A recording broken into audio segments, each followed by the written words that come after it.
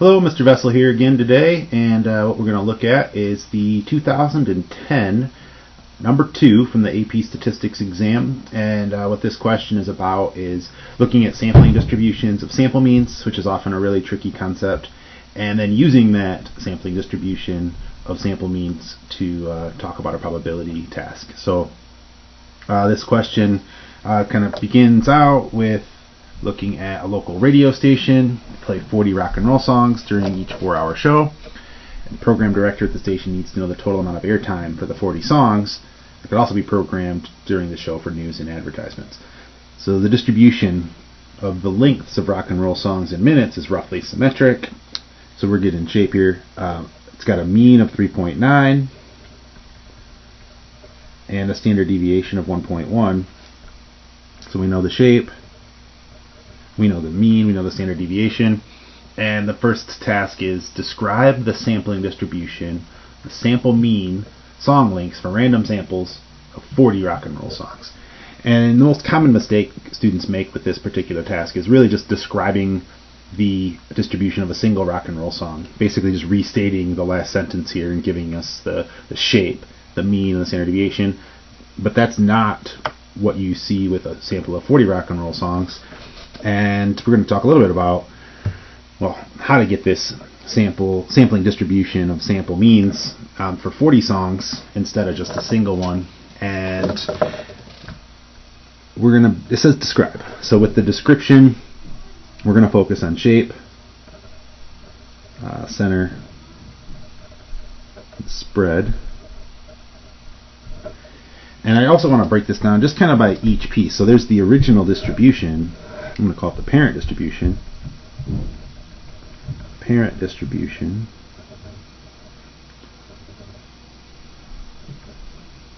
for one song.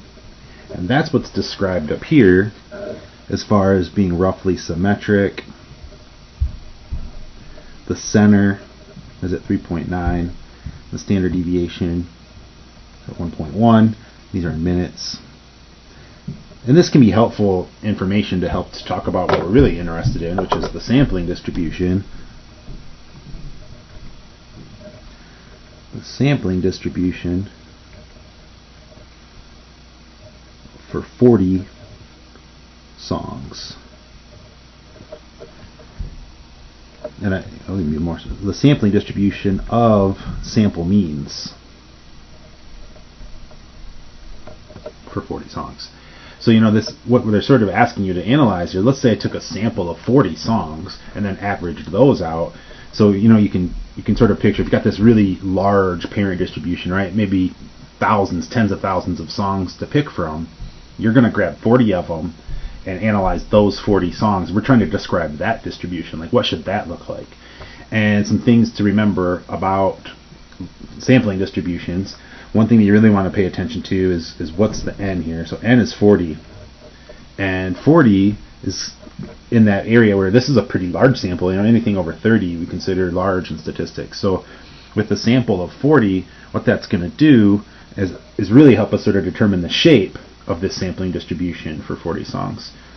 So in this case, it's the central limit theorem. So by the central limit theorem, the shape is going to be approximately normal. And that's because n is bigger. Approximately is important here. Approximately normal because n is greater than or equal to 30. The center, I kind of wish I would have did that a little bit better. The center of a distribution of 40 songs, it turns out the center of a sampling distribution will be the same as the center for a single distribution. So if I want to know the mean for a sample mean, this notation here represents we're taking the mean of a bunch of samples. That's going to be the same as the mean of the original. So if the average of a single song is 3.9, I'm going to get a mean of 3.9 when I take 40 of these things and average them out. So this one is going to be also 3.9 minutes for 40 songs. And then the spread. There's another formula for spread here. So it's based off of the standard deviation. But the standard deviation of a sampling distribution of sample means is equal to the original standard deviation over the square root of n. So in this particular case, we knew the original was 1.1. And the more songs we grab, in this case 40, the smaller the standard deviation will become. So 1.1 divided by the square root of 40 is 0.1739. And this is minutes per song. So we got this mean, we got this standard deviation, we got the shape. This is what's important for part A. We just got to make sure we describe the sampling distribution. And all three of these pieces need to be here for full credit. We have to mention that its shape will be approximately normal because of the large sample. And we have to be able to show where this number came from for the mean and the standard deviation. And once we get this description, we're done with part A. It's just describing, but again, it doesn't say describe a single rock and roll length of rock and roll song. It's describing a sampling distribution of sample means for samples of 40. And then as we move to part B is really using this information. So if a program manager schedules 80 minutes of news and advertisements for the 4-hour show, that leaves 160 minutes for music. Approximately, what is the probability that the total amount of time needed to play 40 rock and roll songs exceeds the available airtime?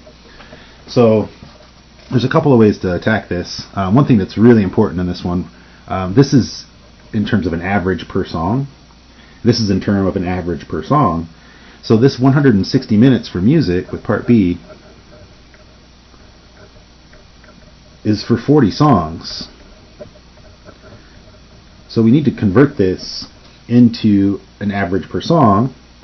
So in this case, I'm going to call it X bar. X bar is 160 minutes for 40 songs, which is 4 minutes per song. And it turns out it doesn't really matter if I convert this into minutes per song, or it's also an option to convert this minutes per song into a total amount of time. So it will work identically, ultimately, for the final probability if I would have taken this 3.9 and just turned it into a total minutes. And I can do that by multiplying this number by 40. I'd also need to do that with the standard deviation as well. So in this case, I'm choosing to just get this 160 minutes into a minute per song calculation. So once I have my X bar, and I know the center is 3.9, I know the standard deviation, and I know it's normal, I'm going to draw the sketch here. What we're going to try to find, we have a normal distribution.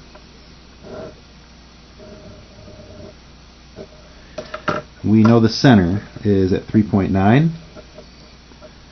We know our data point we're interested in is 4.